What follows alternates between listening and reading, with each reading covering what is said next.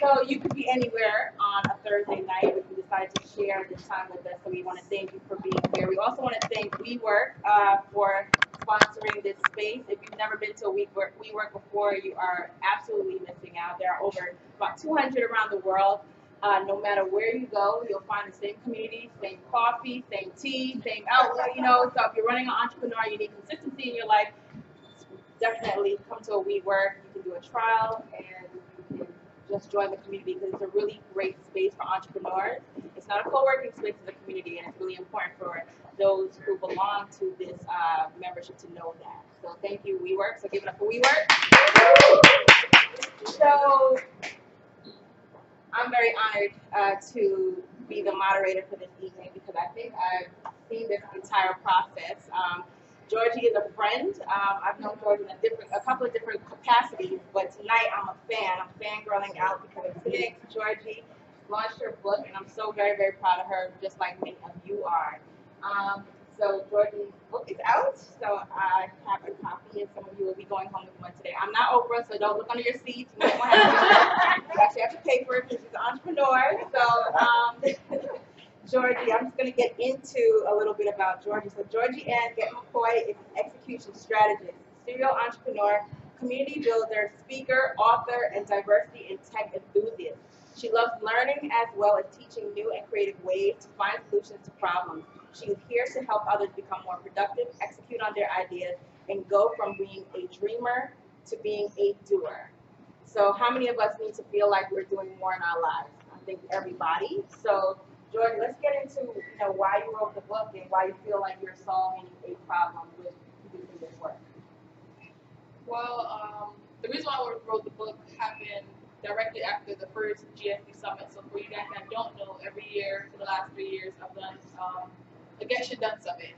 And I was inspired to do this summit because while I was working actually in this exact building upstairs at Startup Institute, every day I come in, they're like, "Oh, Georgie, you're just getting shit done," and making like a pun on my last name Getton. So I was like, what if I put together... I never thought of that one before.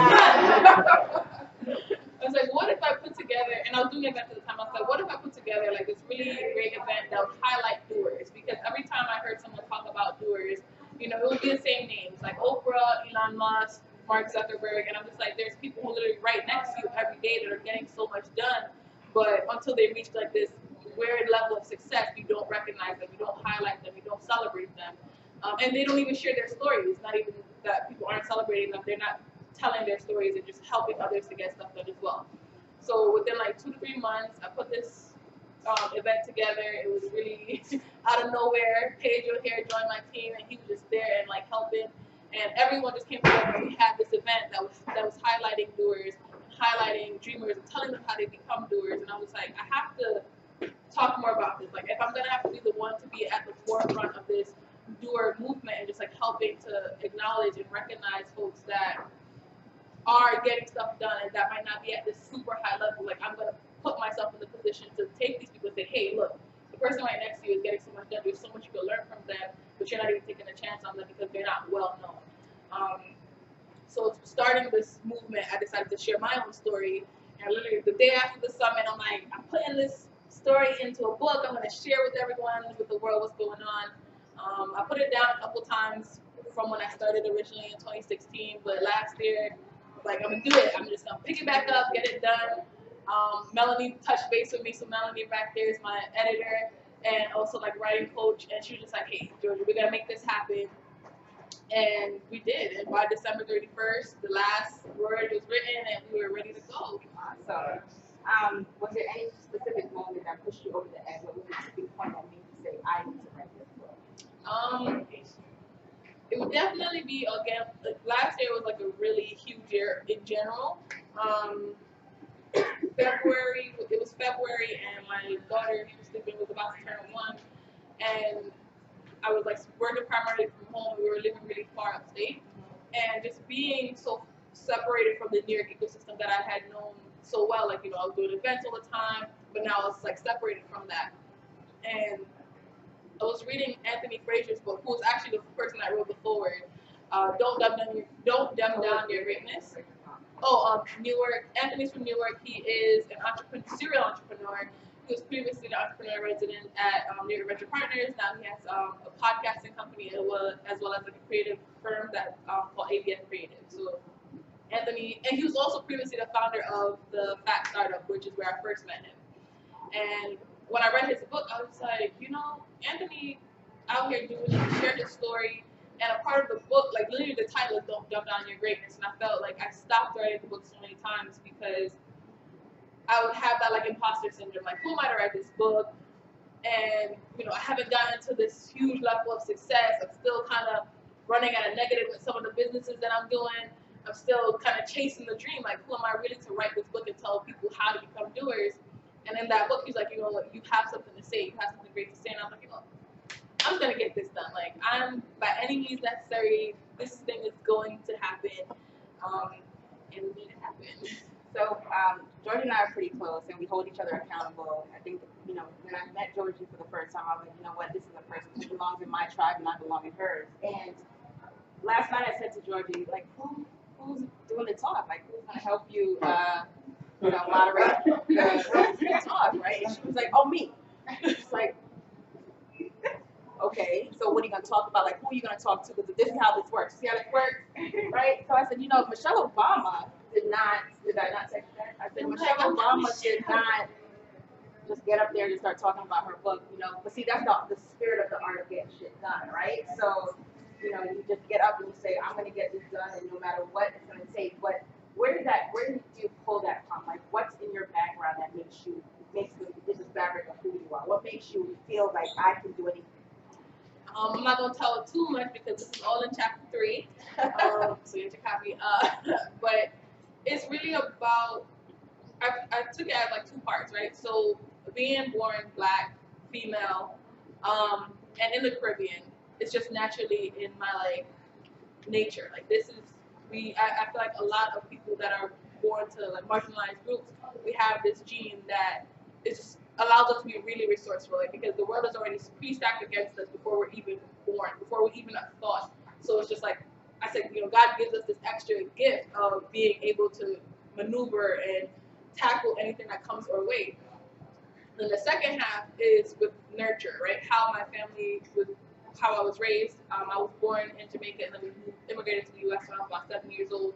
And when we came here, my entire family, people that had degrees, experiences, years of work put in, they had to literally hit the reset button, start from the bottom, and then figure their way up. And seeing them, work their butts off, working long nights, taking jobs that they were way, over experienced for, and just seeing that they kept working hard at it, they didn't give up, they were able to shift, pivot, maneuver, and just be extremely resourceful.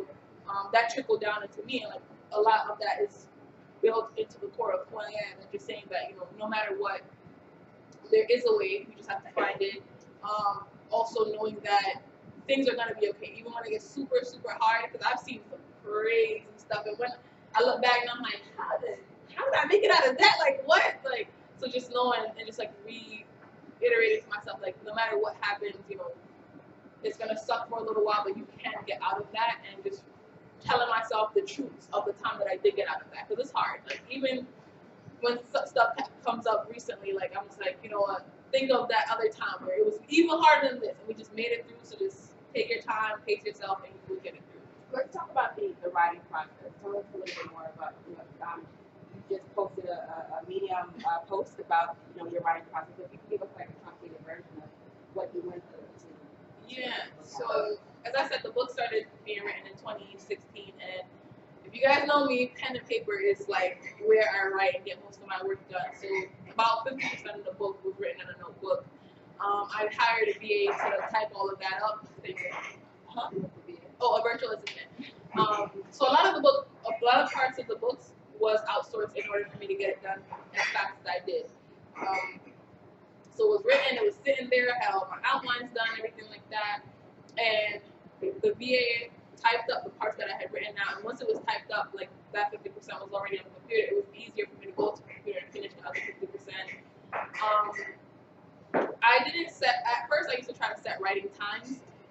that did not work out so well. I'm like, I'll write in 5 minutes. So what I did was, because I like to write in my notebook, I would just have this notebook with me everywhere that I went. If I had a few minutes, if I'm on the train, if we're in the car, scribbled, write a section, and I also did like a huge outline of all the different things that I wanted to include in the book, a timeline of my life of when things happened so I wouldn't forget because our brains. As entrepreneurs, parents, just everything. I'll forget everything. So I wrote down this huge timeline, carried it around with me everywhere. So inspiration stuff, click on my timeline. This is the part I'm going to write about. This is the section. This is the goal and the summary. But again, it's broken down a lot more detailed in the Medium post. And it's also on LinkedIn. And it's literally just called How I Wrote, Published, and Sold My Book. Let's not forget the fact that you're a mom of 2. Precocious little 2-year-old was running around earlier. Now she's taking a nap. You're also a wife and you're also an entrepreneur. So and you also recently relocated. Yeah. So when did you have time to write? Time is everywhere, guys. Like literally, I had that book with me. So even on the drive, when we moved down, so we moved to Georgia. Even on the drive there, I was writing parts of this book. We were on the train going different places. I'm writing the book. I flew up to New York for a visit. I'm writing the book. So anytime that I had just free time and I had inspiration, I felt okay, I need to write parts of this book. I would take it out and just start scribbling. I was thinking to myself, oh my God, it's going to be so exhausting to type this up later. But that's why I realized I had to outsource. I had to figure out parts of this thing that I couldn't do by myself, and not even couldn't do, just would take too much time to do or to learn how to do. I hired an editor because I wasn't gonna sit here and try to figure out editing. I'm terrible at grammar. I hired someone to format it. I'm great at Adobe Illustrator and all that stuff, but to learn how to do that, just outsource it. And if I was to add up all like the outsourcing costs, I would say everything came out to under like $1,000, but it was spaced out. I did different parts at different times, but it was worth it because now the book is here. If I did it all myself, I would have taken maybe like another year, 6 months to a year at least. So at what point did you say, I need help? When I was getting closer to, when I got close to that 50% mark, I'm like, this is real. And I made the commitment. Like literally, I just scribbled it down in one of my journals. Like, I want to have this book out by 2019. And I looked at a blog post that I actually wrote in 2017 that I had forgotten all about. And it said in that blog post, September 2017, I wrote this blog post. And if you guys remember, February 2018 is when I had like the full inspiration. And in the blog post, I'm like, I'll become a best-selling author in 2019. So I was like, I just had to stick to this thing. I want it out by 2019. We are already in, April. I can't do this alone. Like, just literally commit, like being honest with myself, really. Just saying, how much time is it going to take me to type this all up? How much time do I realistically have to type it all up? I don't have that time. I need to get this outsourced. How much time is it going to take the editing? How much time is it going to get copyright? All the different parts. Once I knew the components that was necessary, I was better able to say, okay, I can't do that. I don't want to do that. I don't have the time to do that, and just outsource and all that stuff. So many doers are also type A personalities, and a lot of times we put a lot of pressure on ourselves. It seems like you're putting quite a amount of pressure on yourself. Why do you feel like you were racing against the clock, or do you just talk to us? I just talk. So what's the internal pressure that you had on yourself? How does you want to control that? Because it seemed like you were putting a lot of pressure on yourself to get it done. What just made you? Did you have you said you want to get it out in a year? But why was that so important to you? I think because I started it back in 2016, and I'm one of those people that I'll have an idea today, a domain tomorrow, and a website up by Friday. So it is legit, like you guys know. So the fact that I started it in 2016 and so many projects had come and gone and completed, and I'm just like, this has been here too long. This has been here too long. I gotta just commit to it. Even if I have to put other things on hold for a little while, just to make sure this gets done because this is important and this matters. I think if you know Georgie, she's being very coy about joking. Right now, tell us a little bit about, step away from the book for a second. Over the past 2 years, you've done a lot. I think it's really important for everybody to know all the things that you have done. I might have to remind you because I'm about to remember. Georgie has done some monumental things, like the immigration hackathon, which had over 100 people convene for over 48 hours, coming up with solutions and technology for immigration solutions. which she co-partnered with Forward US, which is a Facebook company. So she had the backing of the Zuckerberg family and the Zuckerberg Foundation, getting things like that out, helping people, especially in this political climate where we're talking about immigration and walls and passports and all that kind of stuff, how easy and how hard it is to get into this country. So that's one of the things we've done. GSD, tell us a little bit about the Get Shit Done Summit. Yeah, so the GSD Summit, after we did the first one in 2016, I was like, this is great. This got to happen. And everybody else said it was like, everybody was really excited about how, a lot of the people that were actually even close in their network, maybe their second degree or third degree networks, they had no idea they were working on all these different projects where, had surpassed $1 million in sales, like different things like that. And a lot of people were just holding this information themselves, and I was like, hey, I have a platform, you have a great story, like, can you just come and speak at this event? And everybody, came, volunteered their time, spoke. We had some top names like Georgie-Ann was a speaker there, Anthony Fraser, Mike Street, Logan Cohen from Twitsuits, all these great entrepreneurs were there and speaking, and out of that, job opportunities were made.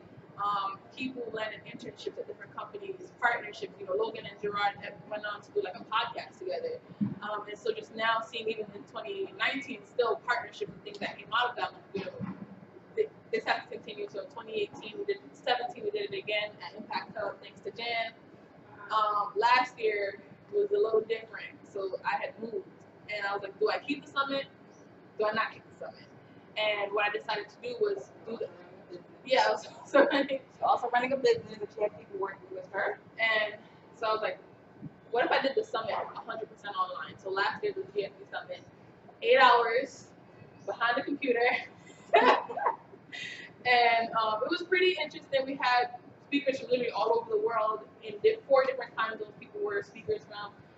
We had attendees from Australia, the UK. So it was just really great to kind of see people come together to learn from each other and figure out how they could get more stuff done. So 2019 TBD.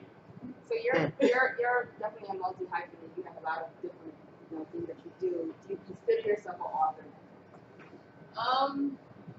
Yeah. I don't know. So titles have always been a weird thing for me. Technically, this is my 3rd book. I wrote 2 ebooks before, one focused on research about the Black and Latino tech community that I published in 2017, right before I graduated college, and then another one was just a self-help book that I published back in 2014 or 15. But this is the first print book, so now I feel like I've earned the author title, even though I've been writing, for blogs, the ebooks for a while now. But yeah, author sounds nice. So we know that you're trying to solve a problem. Obviously, you're a solution-driven person. But what inspired you to write the book? The inspiration from the book definitely came from getting more people to see that they are doing what they need to do. And when I say that, what I mean is I would come across so many people that weren't sharing their story enough, or they weren't showing their work. They would think, I'm not at that level yet, or I'm not good enough, or, I'll have to wait until I get this accolade, that accolade. I'm just like, you're the bomb.com. People need to hear about this. And in order to do that, I think I just have to lead by example, which, as the oldest, in my sibling group, that's just been a natural trait as well. And just say, hey, if I'm gonna be the first person to do it, and just to let everybody else know, you can be an author, you can be an entrepreneur, you can be, a parent, you can be anything that you want. You just have to start. You just have to put the pencil to the paper. You just have to get the domain name if we're gonna start there. Just have to start creating a plan and just saying, how am I gonna get this done? And what resources do I truly need? And where can I start with what I already have, right? Not waiting until you get the $1 million funding. Not waiting till somebody else gives you the permission to be your publisher, to become an author. Whatever you want to do, there is a way to start with just what you have today, right now, at this moment. So in chapter 2, page 4, there's the Get Shit Done manifesto. So tell us a little bit about the 13 principles for getting shit done. Again, you have to buy the book, but just giving you a little snippet. Yeah, so these principles are something that I hold kind of to my heart. They originated from the core values of Illicit Mind. So that was my previous startup. And Oh, so Illicit Mind, we produced, we were an ed tech startup, but we did a lot of hackathons, workshops, and conferences focused on helping like Black and Latino entrepreneurs kind of figure out resources and get connections, knowledge, and experiences. We did that for about 3 years before shutting down last year, August. Shout out to Pedro and John, who's not here. Tashawn was on my team at a point too, so the front right here, held it down. Yeah, and so what was I saying? Yeah, the manifesto. So See, that's the problem. She's already got her next idea. That's why. Yeah, so the manifest, we had core values because once we were doing like a lot of different workshops and stuff, they were like, it's good to have like a business core values. So we sort of bunch, and it was just too many. But these were a part of like each core value, and I realized it was just how I performed in business, in life, and work. And I'll just name a few of the principles. One is do good shit. So like whenever you're working, make sure you're impacting somebody in some type of way, not just producing something just because, but doing something for the world. Another one is the We Work Global, which is do what you love. Because if you're not doing what you love, then like, what are you truly doing? Like, there's always a way to kind of figure out how to do what you love, and then another one is love what you do. Because even though it's kind of a very similar thing, you could be doing what you love, but that doesn't mean you're still loving it. Like, you have to ask yourself time and time again, am I still pursuing my dreams? Am I still making good work? Because I feel like if you enjoy your work, you'll just be naturally better at it. And that's not an agenda to tell everyone, quit your job if you don't like it, right? Quit your job if you hate it. If you don't like it, try to continue your job and then find a new job. Or, step out and try to do something entrepreneurial or side hustle. But so is it safe to say that the art of getting shit done can be applied to everything, not just entrepreneurship? Not everybody's entrepreneurial, right? Exactly. So, and I don't think everyone's supposed to be entrepreneurial. So another part of it with the book was combating, like they title it like hustle porn, where you see everyone out there hustle porn. Like, you all hear that? I forgot his name from Reddit. Serena's husband, Alex O'Hannon. Okay, he gave it that title in like a article that he was interviewed for. But it pretty much means a lot of people are out there saying, hustle, work hard, quit your job, go out there, start a business, and that's not for everybody. It's really not. Some people are meant to be entrepreneurs, working at a company, leveling it up, CFOs, COOs, just being internally inside the organization.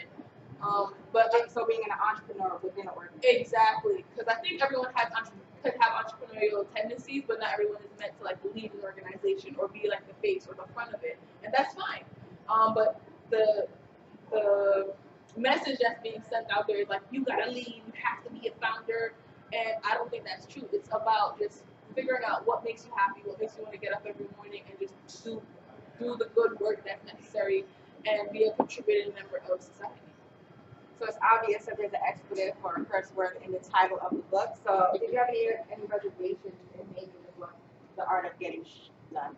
Yes, a lot, because again, certain places the book won't be accepted, but I did that, I stuck with it because it had a lot of meaning to it, and it just giving it the raw, just unfiltered, uncleansed way is just, I think, the easiest way for people to take in the information. I don't want to sugarcoat. There's no stories.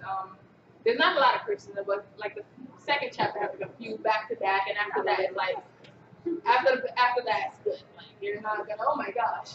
But I think just really being true to like how I operate, as well as like being just really raw and authentic, and like that's another thing that people really loved about the summit. A lot of people like, you sure you want to name that the Get Shit Done Summit? Like, I can't do Facebook ads on like the page unless I write it as like GSD, because you can't like have a curse word, certain links and stuff. But overall, it's just really about saying, hey, just do it with what you have. Don't sugarcoat. Don't water yourself down. Just like give it the way you have it. So in this climate, whether you say politically, socially, emotionally, many people are talking because there are so many different platforms in which to do it. You've got social media, you've got everybody's talking. How do you separate the talkers from the doers? The receipts. You got the resume. Like, what have you really done? There's a lot of talkers.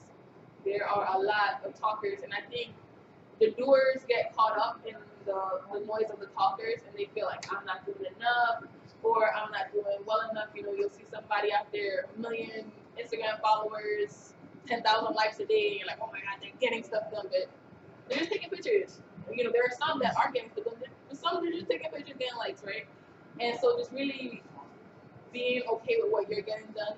Because I used to fall for that trap, you know, we're scrolling on our feeds like, I'm the same age as that person, they have so much more. That person's on vacation, I'm here, you know, at home trying to send emails at 4 a.m. Like, just really that comparative feeling. And I'm not gonna say it's easy to combat, but you just, again, turn yourself back to the facts. Like, I've really done this and that, and writing it out and putting it, you know, on your LinkedIn, putting it on like your personal resume. So what I had to do for myself last year as well, when I committed to writing the book, I did like a personal resume of all the talks that I've done, all the events that I've facilitated, all the introductions, just really showing myself like, you have to feel like you feeling that you're not where you want to be, but guess what? Look at these receipts. Like, you're out here doing it. So don't let anybody say, oh, you're not doing enough or whatever. Like, here's your proof. Like, this is a solid thing. I would suggest everyone do that. It makes you feel a lot better about accepting when people like give you great titles or saying, you know, it helps combat imposter syndrome. It's like the short way of saying that. Like, imposter syndrome is a real thing, and you'll start feeling like, oh my God, I'm not good enough. I'm not an author yet. I'm not a real entrepreneur. You know, your business is not profiting yet. I'm not really doing what I need to do. But you look at your receipts and you're like, oh, okay, slow progress. Like, I'm getting where I need to go. And I've seen you have some ups and downs. What keeps you motivated? Motivation is definitely huge. My family, knowing that there's people, you know, people looking up to me, people depending on me, as well as like I have to be there for myself. There were times where I just, you know, would forget about myself, like not do many like self-care things, and just like saying, hey, if we're on this earth for who knows how long, like I have to make it valuable. And again, I will tell everyone to write, have a journal. If you see over there, my little pink journal is with me, because if you don't document these things, it's easy. You know, our minds are so busy, especially living in New York. I gotta catch this bus, this train. Before you know, you forget everything that you were supposed to do. You don't remember anything that you did for the day. But documenting it and saying, hey, I have something that I'm working towards. Like, you know, I have the next generation of family that I'm building for. I have, you know, 2-3 generations down that I need to leave something for, and that keeps me going at like the lowest point. Like, that would keep me up like that. Right. So you did touch upon in the beginning about marginalized communities and in Black History Month. So as a gift to even the Black community, how do you feel like a book like this can help get them going from, you know, small percentages and getting out of the stigma of being marginalized? How do you think a book like this can help our whole community? I definitely think, again, seeing, you know, similar to when you first saw like Black women and Black men on TV, in media, and arts and creativity, just seeing someone that looks like you in the space that you want to be in helps with that imposter syndrome of not feeling that you're good enough, as well as sharing that story of, hey, I didn't start on like this big, huge platter that you have the stigma of that's where you can start. I just started with one little thing, one little website, one little event, one little small reading a book. Like, just starting at that point will then, you know, domino effect. And as the years come by, like a lot of opportunities will open up that way. So just like starting that message, because so often I'll hear people say, oh, I can't do that because I don't have this much money. Oh, I can't do that because I have this family member to take care of. Just so many can'ts, specifically in the Black and Latino community, and we have a lot of different obligations. A lot of times, especially if you're an immigrant from the Black and Latino community, it's like, you know, you're not just taking care of your immediate family, there's extended family, and this extends to like everyone. And so just saying, what can I do today that may not show me, you know, a fruit in 2 months, but could show me a fruit from it in 3 years, in 4 years, and just teaching that method of playing the long game, long-term gratification, because I know it's really easy to want the quick money, the quick fame, and the media presents that like, oh, this person got it overnight, and then we look at receipts. They've been doing this for 20, 30, 40, 50 years. So just really breaking it all the way down and just having more people, encouraging more people to come along.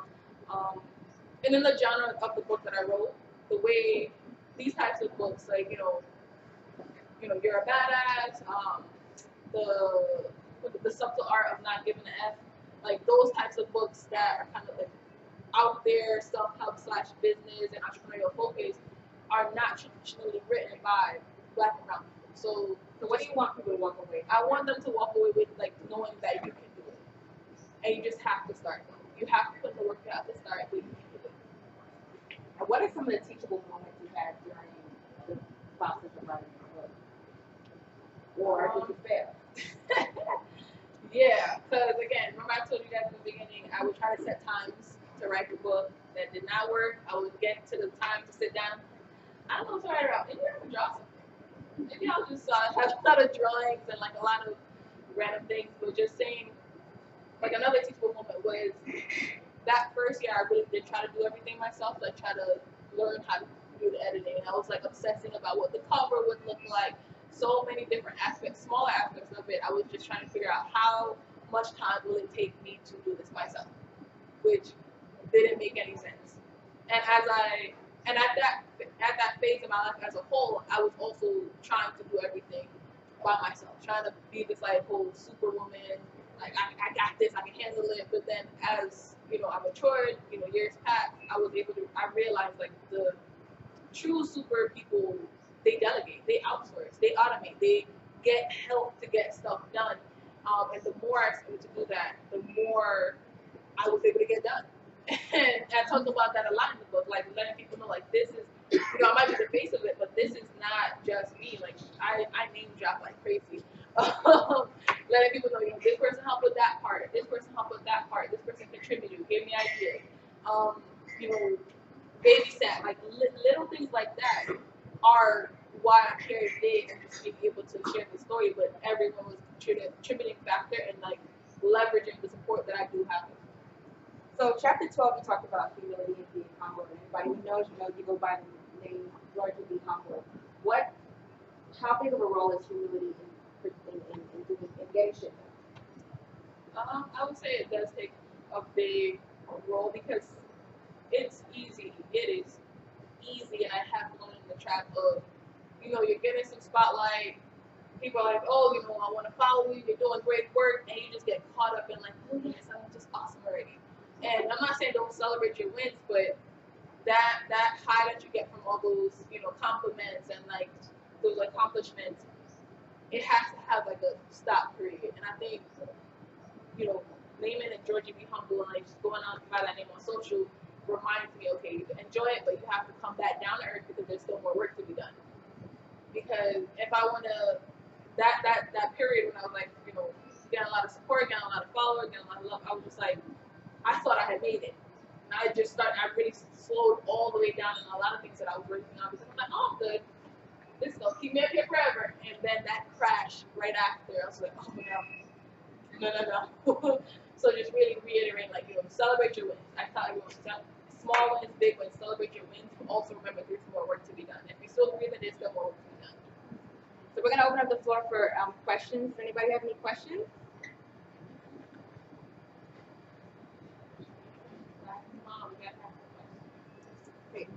What is that? Well, that was my next question. So thank you, Pedro, for seeing my thunder. That was always our question. And but what's next for Georgie? Well, the dedication in her book says, I'm the type to say yes to a job, then Google how to do it. Dedicated to family, history, and culture for being my motivation to get shit done. So that was my next question. What is next for Georgie? There's a lot. So right now, besides this being a New York Times bestselling book, yeah, let's get it there, guys. Put that in the air right now. What's next is I just want to continue to do good work. I recently launched my next company, which I've been doing it freelance for a long time, just pretty much helping people to learn these strategies of execution, because there's people out there that are doers, and there's people that just need to have their stuff done for them. So that's why I have GSD Solutions and GSD University, or two products offered under my GSC with Georgie brand. So I've like made it like an official thing. GSC Solutions is where the work gets done for you. So you'll reach out, we'll figure out a plan of how you could outsource or automate whatever needs to be done in your business, from websites. Shout out to Kalina, we just did her website, and she's about to do the photo booth. Or if you need tutorials on how to get to execute on something, as well as like consulting. So just figuring out an action plan of like really breaking it all the way down of what needs to be done, regardless of what resources you have or what your circumstances are.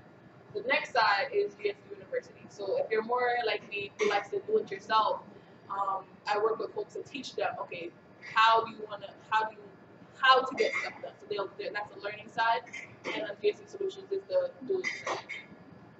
So that's what's next right now, while we top the charts with the articulation. Oh, and I have a podcast that I launched last week.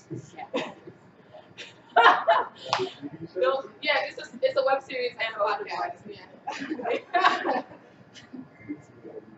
And that also focuses. It's called Doing the Most: The Misadventures of Entrepreneurship. And I have great entrepreneurs come on, like Monique over here, to share, and then Pedro did an episode with me as well. But the whole purpose of it is the same thing as the book, to kind of remove the stigma around what really being an entrepreneur looks like, right? Taking off all the pretty. So we talk about, what were parts of your entrepreneurial journeys that weren't so perfect and, Instagrammable. Like, how did you pursue through that?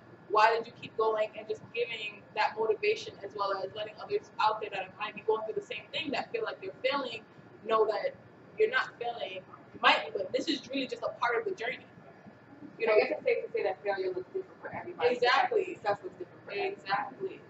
And that's what we talk about too in the podcast, because everyone's just really expecting this cookie cutter thing. Like, no, it's not gonna happen like that. And the more you don't expect it to happen like that, the better you're able to react when things get a little crazy.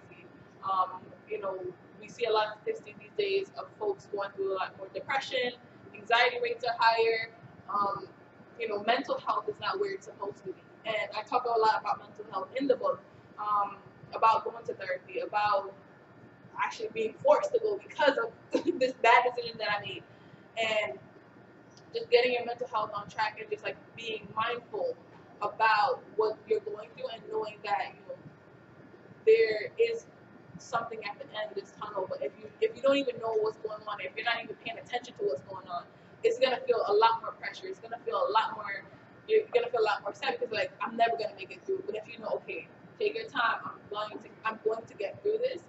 It's a lot more easier on your mindset. A lot more easier on your emotions. It's not easy, just a little easier. So just getting through is really the key to all of it.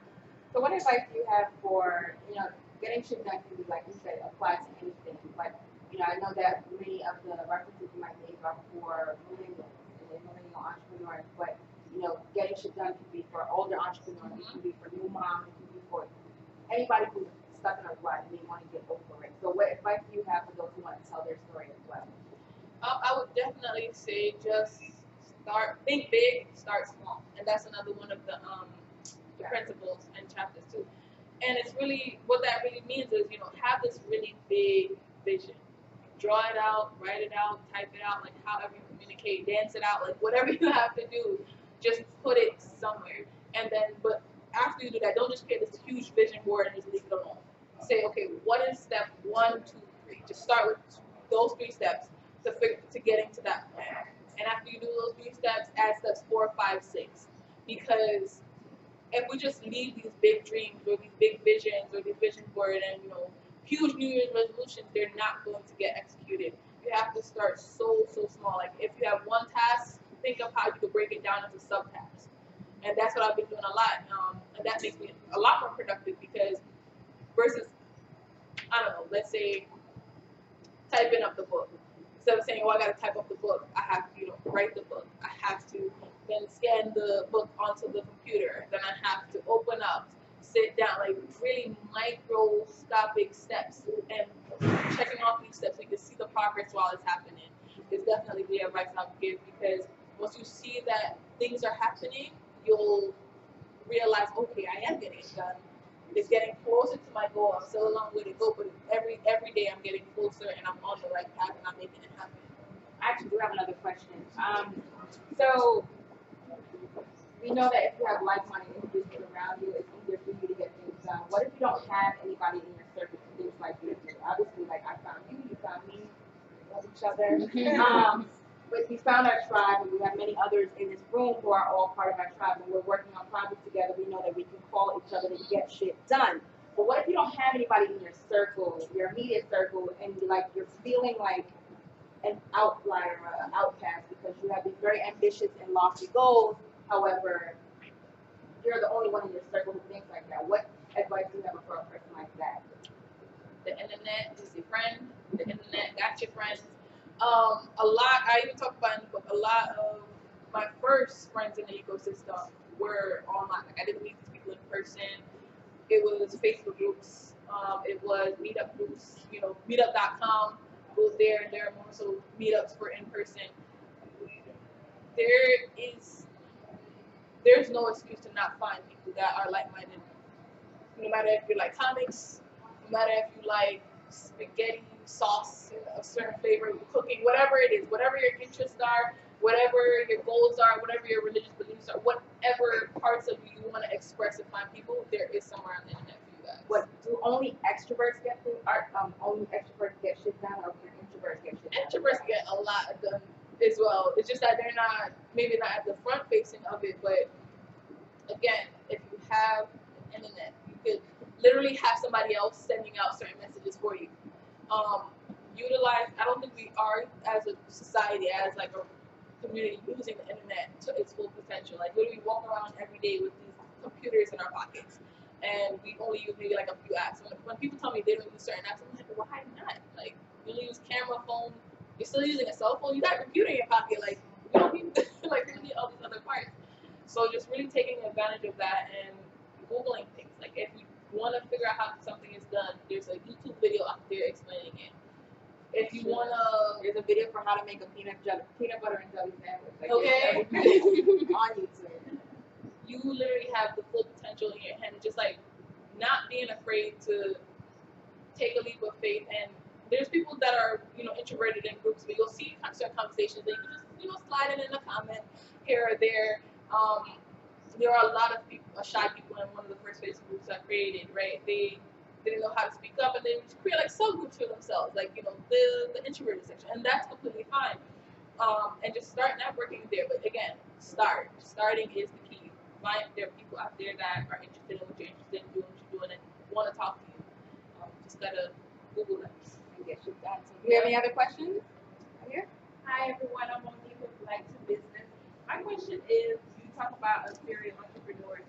Could you talk more about managing your time and when to say yes, say no to certain events, obligations? Yep. This is recent knowledge, y'all. My workload piled up a bit more in the last 2 years as my little one came in. So I'm just repeating for those who are Oh, also yeah. live streaming right now. So how do you say no, basically, right? How do you manage your time as an entrepreneur, as somebody who's always getting shit done? How do you know how to have boundaries and say no? Right. Yeah, like I said, this is something new to me, but once you start documenting more and keeping track of, like, I live and die on my calendar. That's what I tell people. So one of the things that I started doing is like calendaring. So if Georgie wants to call me, just have a quick chat, I get a calendar invite on my inbox, okay? That's how. I don't play because I manage my business through my calendar, personal appointments, friend calls, because it just keeps it more organized. So I truly know how much time I have in my hand. Before, I would say I probably just write it on a sticky note. I've missed multiple calls, multiple business, personal, just multiple things by trying to do it all myself. So in this situation, I'm leveraging technology. So everything that needs to be scheduled goes through my calendar. Google invites, email invites, if you have iCloud, whatever. Use that technology to help you manage your time so you can really say, somebody says, oh, are you free Thursday? You can look, oh yeah, I'm actually free. Otherwise, you're like, oh snap, I forgot I had this other thing to do. Another thing is prioritizing, which every day is a struggle because I want to do it all, but just prioritizing and saying, okay, this amount of time, no matter what, I'm just going to dedicate to getting this part of it, the series done. So when I came to recording the podcast, most people record their podcast like weekly or bi-weekly, and then they'll schedule it like 2-3 weeks out.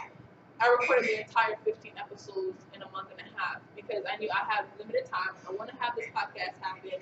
I don't know what projects are gonna come because I know I'm finishing the book. I'm gonna probably be on tour somewhere. Things will happen. So every Monday was a dedicated recording day. Sent everybody a Calendly thing. They selected their time. We jumped on Zoom, recorded the podcast episode, and that was, then it was just done. So after this 15-week period, we were just done. 6-week period, we were just done. I didn't have to think about it too much anymore. I passed it off to the awesome Lynn, who is from Gifted Sounds. They edit the podcast, so shout out to them. But again, outsourcing. That was another big thing too with time, because the more things that I got on my plate, the more I realized, yes, I can do it, but I shouldn't be doing it. Are you ever worried about a stigma of being too aggressive, too forward, too, because you're getting shit done? Because I know, especially for women, a lot of times, especially in the workplace, you'll be looked at as being too much of that what a man would. Not to create a gender war, but it's true, right? For a black woman. So how do you combat also feeling like you're too much for people because you're so type A? I don't know. Like, that's being honest. I don't let it affect the work that I do. Sometimes I feel, sideways about it, and then I'll hit up somebody like Jan or Deshaun, like, hey, was I being crazy in this conversation? Just to kind of check myself for next conversations, or So that's where the pride comes in. yeah, definitely accountability partners. And then other times I'm just like, I just gotta be great. I'm just suck it up, do it scared, speak up, ask questions. And when I first started in the ecosystem, that wasn't a skill that I had. It was just something that I did kind of by accident because I just didn't know like the etiquette at the time. I didn't know, just keep quiet even though you don't know what ROI means at this meeting. I'm like, hey, but Q&A, what does ROI mean? So people were like, why is this girl even here? Like, did she not realize it's like an investor meeting you should know? So just like asking, Using the computer that's in your pocket. sometimes you gotta raise your hand too. But that's what made people notice me. They're like, oh, she's trying to learn and engage, and I'd ask a bunch of questions no matter what room I was in. I would go to the room, and even if I felt like, I didn't fit in, I would be at meetings, sweater, jeans, You're being your authentic self. Exactly. It's really important when you're trying to get shit. Yep. You had a question? Just as you kind of touched on this, but when you have so many ideas, how do you focus on one particular? You just literally How do you focus when you have so many ideas? just gotta pick one to start with. I again struggle with this in the beginning, and I'm gonna be really verbal about, like, I didn't just wake up and just get this right. So I just want to I'm gonna keep reiterating that as much as possible, because that's kind of the stereotype that's out there. You just wake up and get it right. I didn't wake up and get this right. I realized if I just picked one, and we're recommended a book, we read it as a company. It's called The One Thing, and it's by Gary Keller, and it just talks about how much more productive you are if you just focus on one thing, get it to where it needs to go, and then move on to the next. And once I started doing that, and I realized, oh snap, this is working.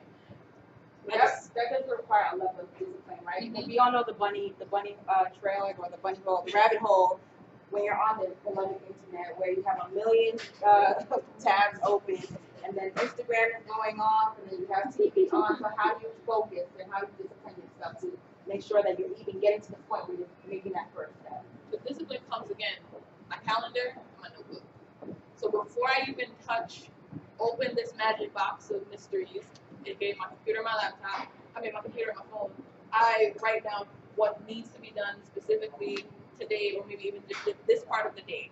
And even if I don't get this whole list done, I know this is what's supposed to be done today. And I'll write on my whole week, and I'll put some stuff for tomorrow. So when I go on, I can kind of peep over and snap, that was supposed to be done by 12. It's now 11:45. So it's holding yourself really accountable. holding yourself accountable, touching into your tribe, letting when I'm working on a new project, I'll hit somebody up. Hey Pedro, this is what I'm working on. Hey Jan, Malcolm, this is what I'm working on. So that way they can hit me up like, hey Georgie, so you said you're gonna have this thing done by February 1st. What's going on with it? So just holding myself accountable, tracking my work, and then having others hold me accountable as well. Yep. Okay. Hi, Justin, Metal Addict. You mentioned about working on teams a lot. Listen, mine, for example. I'm going to preface this question with a question. Have you seen Fire Festival on Hulu and Netflix? I haven't seen the documentary yet because I've been writing. Hurry up. Because in that case, they had a team that got stuff done, but it was not done efficiently nor effectively or anything that they advertised for things to do. Just want to see what you would do in a scenario where you work with teams, maybe in the past, that got stuff done but not done well. Yeah, and I have had a huge experience with this in terms of being able to let go and move on from that. Because there was one time I was working somewhere and almost every day they were like, we're not trying to solve, we're not trying to solve cancer here. And because I would just go so hard at the work, and I'm like, my natural ability is going 110%. Like, I don't know anything less. Like, if we're here, we're supposed to be doing good work. We're supposed to not be taking 7 hours on a task that takes 2.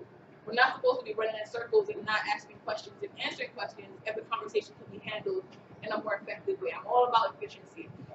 So I had to say, hey, I kind of do want to feel like I'm celebrating cancer here. I want to feel like, I'm doing the good work. I'm making a difference.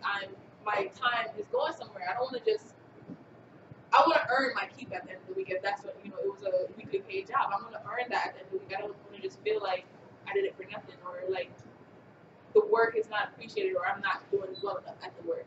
And as part of her tribe, I can actually answer that question because I've seen been both. I've answered. seen Would you work with you or work by herself? Georgie does a really good job of making sure she's vetting the right people who she keeps around her, because obviously you are some of the 5 people that you keep around. Some of 5. So she requires integrity and authenticity in whoever she's working with. So I believe that the Fire Festival wouldn't have happened on her watch, because when she had somebody like me checking her like, hey, this is not gonna work, right? Cheese sandwiches in the hot sun, and FEMA tents is not. Sorry. So we checked her. We check her, but she's such a good leader that she allows herself to be checked and saying, what, chapter 12, be humble. She's not autocratic. She's not saying, okay, this is the way I want it. One of her, for illicit mind, one of her slogans was together. I think it's work together. Bill with, not for, right? So, very collaborative and making sure that everybody is, crossing the T's and dotting the I's. So when it comes to authenticity and integrity, Georgie's always done a good job of that. Is the audiobook on your roadmap? Yes. So actually, Lynn just hooked me up with the great mic. So we are starting the audiobook recording March 1st. I'll put this again, timeline, everything. My goal is to have it done early May. Can't give you a date yet, exact TBD, but it's starting. I'm going to start recording it on March 1st. Follow up. The ebook is available on Amazon. If you go to buy.artofgsd.com, the ebook is available there. Please leave a nice review. So because the book is titled The Art of Getting Shit Done, they have a weird thing where if you type it with the I, it doesn't pop up. So you have to type it without the I. So it's just like SHD. Or if you look up my name, if you do my name, then it comes up. So that's why I did a short link of the buy.artofgsd.com. Any other questions? Party time. Well, Georgie, congratulations again on the Art of Getting Shit Done. We look forward to meeting you. Thank you, everybody, for coming out again. Thank you, WeWork, for this great space. Check out your local WeWork in country near you. And also Regal Photography, Kalina's photography food company. Buy the book. Yes. Buy the book, guys. Leave a review. Tell your friends. It's really important to support communities, especially small business owners like Georgie, right? This is how this book can become a New York Times bestseller, and that's what we want, right? So thank you for coming out, and have a great night. So I will be doing signings of the book. You can take what you. Yeah, I better use this photo booth. The hashtag is literally the whole title of the book, so The Art of Getting Shit Done. And I'll retweet, like, post, share everywhere. Follow Georgie at GSD with Georgie on Instagram. right. Thank you, guys. Thank you. If you want to purchase a book, you can do it over there with Chris. Raise your hand. Yes. Okay. Yeah, let me turn the thing on.